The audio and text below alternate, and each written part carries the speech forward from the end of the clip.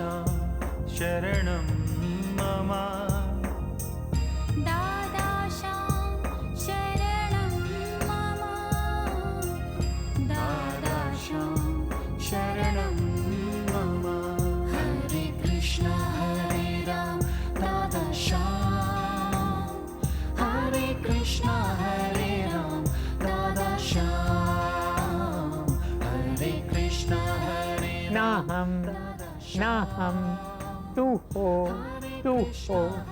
हे भगवान, तुम ही सब कुछ हो। मेरे प्यारे भाइयों और बहनों, आप सबको मेरा हार्दिक प्रणाम। आज दीपावली का पवित्र दिन है। यह शुभ दिन अपने साथ आशीष के अंबार लेकर आता है। काश इस शुभ दिन का आशीष हम सब पर हो।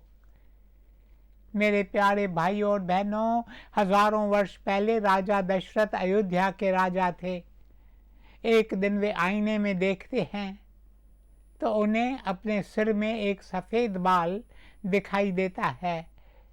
उन दिनों में ऐसा समझा जाता था कि सिर पर सफ़ेद बाल आया यानी बुलावा आने वाला है। सफ़ेद बाल आया यानी कि चेतावनी आई है कि अब तैयारी करो, तैयारी करो। किसी भी समय तुम्हें बुलावा आ सकता है, तुम्हें चलना पड़ेगा उस यात्रा के लिए जिस यात्रा पर हम में से एक एक को चलना है। ज़रूर ज़रूर। राजा दशरथ सफ़ेद बाल देखते हैं, फैसला करते हैं कि काश अब मैं यह राज सिंहासन छोड़कर तपोवन में जाकर ध्यान और साधना की ज़िंदगी व्यतीत करूं, नाम स्मरण में अपनी ज़िंदगी व्यतीत करूं। जिस कर्तव्य के लिए मुझे ये मानव जन्म मिला है, काश मैं उस कर्तव्य को पूरा करूं। वे अपने मंत्रियों से सलाह करते हैं। सभी कहते हैं कि राजन, आपके राज सिंहासन पर बैठने के योग्य तो केवल एक ही है, एक जो हम सब के और प्रजा के एक एक व्यक्ति के दिल के दुलारे हैं। वे हैं आपके बड़े पुत्र श्री राम। श्री राम, श्री राम ही राजा बनने योग्य है। यह सुनकर राजा दशरथ बहुत खुश होते हैं, क्योंकि स्वयं राजा दशरथ भी यही चाहते थे, किंतु वे अपना विचार लोगों पर थोपना नहीं चाहते थे।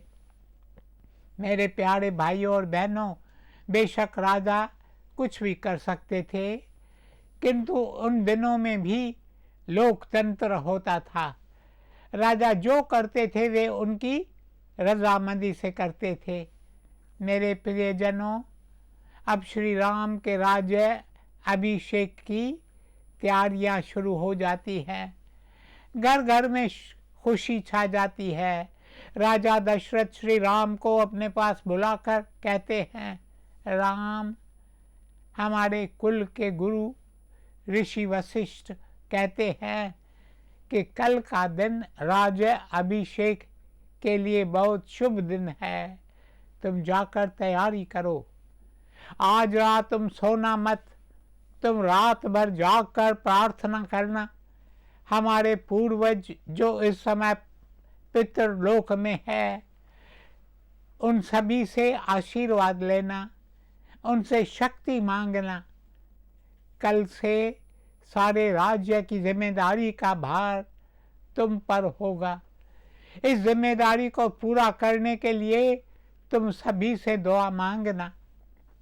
श्री राम जाकर तैयारी करते हैं, किंतु मेरे प्यारे भाइयों और बहनों, विधि का विधान, अगले दिन सारी हालात ही बदल जाते हैं। समय का खेल निराला रे भाई, समय का खेल निराला। समय के आगे झुकना पड़े, चाहे हो वो बड़ा बल वाला रे भाई, चाहे हो वे बड़ा बल वाला रे भाई।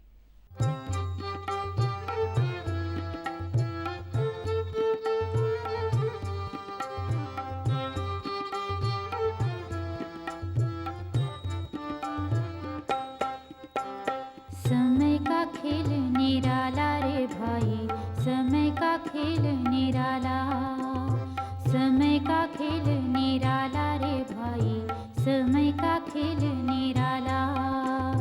समय के आगे झुकना पड़े चाहे हो वो बड़ा बल वाला रे भाई, समय का खेल निराला रे भाई, समय का खेल निराला।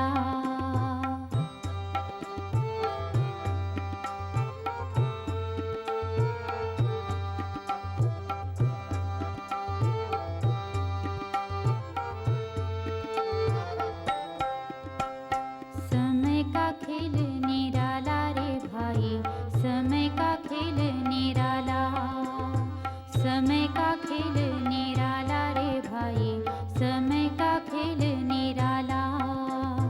समय के आगे झुकना पड़े चाहे हो वो बड़ा बल वाला रे भाई, समय का खेल निराला रे भाई, समय का खेल निराला, समय का खेल निराला रे भाई, समय का खेल निराला। मेरे प्यारे भाई और बहनों, जैसा कि आप जानते ही हैं कि कैकेयी राजा दशरथ के पास आती है और कहती है, कई साल पहले आपने मुझे 2 वर दिए थे, वे 2 वर आज मैं आपसे मांगने आई हूँ। राजा दशरथ ने कहा, कहो तुम क्या मांगना चाहती हो। कैकेयी कहती है, मेरा पहला वर है कि राज सिंहासन पर राम नहीं बल्कि मेरा बेटा भरत बैठे, और दूसरा वरदान यह कि राम को 14 साल के लिए वनवास भेज दिया जाए। भरत उस समय अयोध्या में नहीं था, वह अपनी नानी के घर गया हुआ था। मेरे प्यारे भाई और बहनों, अगर भरत अयोध्या होते तो शायद यह सब होता ही नहीं, क्योंकि भरत को तो अपने बड़े भाई श्री राम के लिए अपार भक्ति थी। वह तो यही समझता था, श्री राम ही मेरे लिए सब कुछ है, मैं तो उनके चरणों का दास हूँ। राजा दशरथ जब कैकेयी की बात सुनते हैं तो उनका सिर चकराने लगता है। जब श्री राम को पता चलता है तो वे दौड़े दौड़े आते हैं। उन्होंने राजसी वस्त्र पहन रखे थे, क्योंकि राज सिंहासन पर बैठने की उन्होंने सारी तैयारी कर ली थी। वे दौड़ते हुए अपने पिता के पास आते हैं और कहते हैं, पिताजी आप कोई चिंता नहीं करें, आप मुझे अयोध्या का राज देना चाहते थे, किंतु अब तो आप मुझे और भी बड़ा राज्य दे रहे हैं, वन का राज्य, जो अयोध्या के राज्य से बड़ा है। श्री राम अपने पिता के वचन को निभाने के लिए तुरंत जाकर शाही वस्त्र उतारकर एक तपस्वी के वस्त्र पहन लेते हैं। देवी सीता श्री राम से कहती है, मैं आपके बिना नहीं रह सकूंगी, जिधर आप उधर मैं, क्योंकि मैं आपकी परछाई हूँ। जो आपकी परछाई है उससे आप दूर कैसे रह सकेंगे। फिर लक्ष्मण श्री राम से कहता है, मैं भी आपके साथ चलूँगा और आपकी सेवा करूँगा। तीनों निकलते हैं। मेरे प्यारे भाई और बहनों, मेरे पास इतना वक्त नहीं है कि सारी बात विस्तार से बताऊं, और नहीं ज़रूरत है। आपको शायद मुझसे ज़्यादा मालूम होगा कि वे इतने साल कैसे बिताते हैं। 13 वर्ष निकल जाते हैं। तीनों एक वन से दूसरे वन में कभी किसी ऋषि के आश्रम में अपना समय व्यतीत करते हैं, तपस्वी होकर अपना समय व्यतीत करते हैं, कितने राक्षसों का वध करते हैं। राक्षस जो वन में रहने वाले ऋषियों को कितना कष्ट देते थे, उनका वध करते हैं। इस तरह 13 वर्ष बीत जाते हैं। मेरे प्यारे भाइयों और बहनों, आपको मालूम होगा 14वें साल में कैसे रावण आता है और छल से सीता का हरण कर देता है। फिर कैसे श्री राम देवी सीता की तलाश में निकलते हैं, अपने साथ वानरों की सेना लेकर लंका में आते हैं। रावण जब श्री राम को देखता है तो मन में सोचता है, ये मुझसे लड़ने आया है, ये दुबले पतले शरीर वाला व्यक्ति जिसको ढंग से वस्त्र भी नहीं है, ये मेरे साथ कैसे युद्ध करेगा।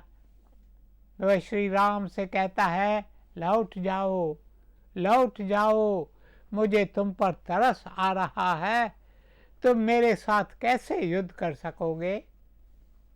मेरे प्यारे भाइयों और बहनों, फिर तो आप जानते ही हैं कैसे दोनों में युद्ध होता है। रावण का अहंकार टूटता है और दशहरे के पवित्र दिन श्री राम अपने ब्रह्मास्त्र से रावण का वध कर देते हैं। रावण की मृत्यु हो जाती है, श्री राम की जय जयकार होती है और युद्ध का मैदान श्री राम की जय, श्री राम की जय से गूंज उठता है। फिर श्री राम विभीषण को लंका के सिंहासन पर बिठाते हैं, कहते हैं, मुझे लंका नहीं चाहिए। मेरे प्यारे भाइयों और बहनों, सदियों से भारत की यह परंपरा रही है कि कोई भी भारतवासी किसी दूसरे के देश को नहीं हड़पता। श्री राम लंका पर विजय पाकर भी विभीषण को राज सिंहासन पर बिठाते हैं। फिर वे भरत को दिया हुआ वचन निभाने के लिए अयोध्या लौटते हैं। भरत ने श्री राम से कहा था कि आपकी आज्ञा मानकर मैं आपका एक एजेंट, एक मुंशी, एक सेवक बनकर आपका राज्य चलाऊंगा। मैं तख्त पर नहीं किंतु एक तख्ते पर बैठूंगा। भरत को अपने भाई से कितना प्रेम था। मेरे प्यारे भाइयों और बहनों, वह कहता था, भैया राम वनवास में हैं, वे सादे कपड़े पहनते होंगे, इसलिए मैं भी सादे कपड़े पहनूंगा। मुझे कोई हक नहीं कि मैं शाही वस्त्र पहनूं। वे ज़मीन पे सोते हैं, मैं भी ज़मीन पर सोऊंगा। देखिए, अयोध्या का राजा, चक्रवर्ती राजा ज़मीन पर सोता था। भरत कहता है, भैया राम सादा भोजन खाते हैं, मैं भी वही खाऊंगा। भरत ने श्री राम से वचन लिया था कि 14 वर्ष मैं आपका सेवक बनकर आपका काम करूंगा, किंतु यदि 14 वर्ष पूरे हुए और आप नहीं आए तो मैं और अधिक जीवित नहीं रह सकूंगा, मैं स्वयं को समाप्त कर दूंगा। श्री राम को ये शब्द याद थे। वे कहते हैं, कैसे भी हो मुझे समय पर भरत के पास पहुंचना है। अयोध्या में समय पर वे उड़न खटोली में आते हैं। उन दिनों लंका में उड़न खटोली हुआ करती थी और फिर दोनों भाइयों का सुंदर मिलाप होता है। मेरे प्रियजनों, अयोध्या के घर घर में खुशी छा जाती है, दीपक जलाए जाते हैं, सारी नगरी दीपकों से जगमगा उठती है, घर घर से गली गली से आवाज़ आती है, राम रोशनी जगा, राम रोशनी जगा।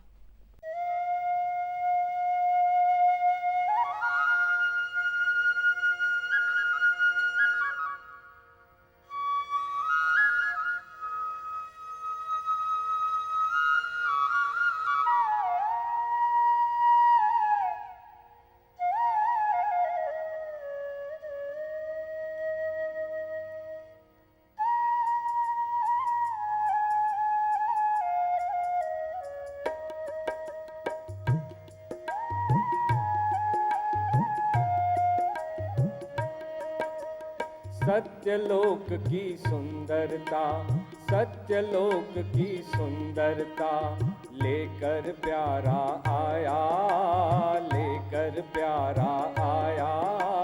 श्री राम ने कई लोगों को नींद से जगाया।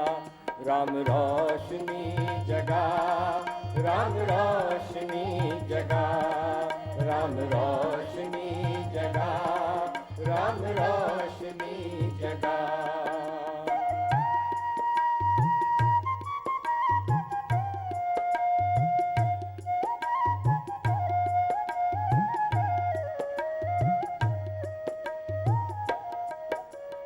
मैं भी हूँ सोया, मुझे आके जगा। मैं भी हूँ सोया, मुझे आके जगा। राम दिल मेरे अंदर रोशनी जगा हो, राम दिल मेरे अंदर रोशनी जगा। राम रोशनी जगा, राम रोशनी जगा, राम रोशनी जगा, राम रोशनी जगा। सत्यलोक की सुंदरता लेकर प्यारा आया। श्री राम ने कई लोगों को नींद से जगाया। राम रोशनी जगा, राम रोशनी जगा, राम रोशनी जगा, राम रोशनी जगा। हे राम, हे राम, हे राम, हे राम। राम रोशनी जगा, राम रोशनी जगा, राम रोशनी जगा, राम रोशनी जगा। मेरे प्यारे भाइयों और बहनों, इसलिए इस दिन को दीपावली कहते हैं। दीपावली शब्द संस्कृत शब्दों से बना है। It is a compound word.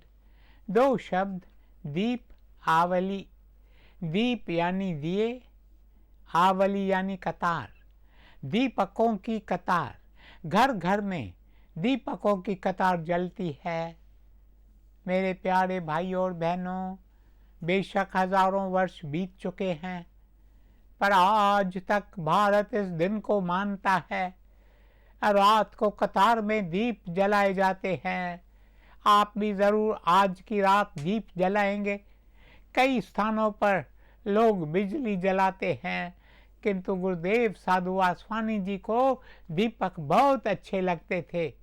वे कहते थे, दिए बहुत विनम्र हैं, बिजलियाँ मगरूर होती हैं। पुराने ज़माने में बिजली नहीं थी, दिए जलाते थे। 5 दिन दीपावली मनाई जाती थी।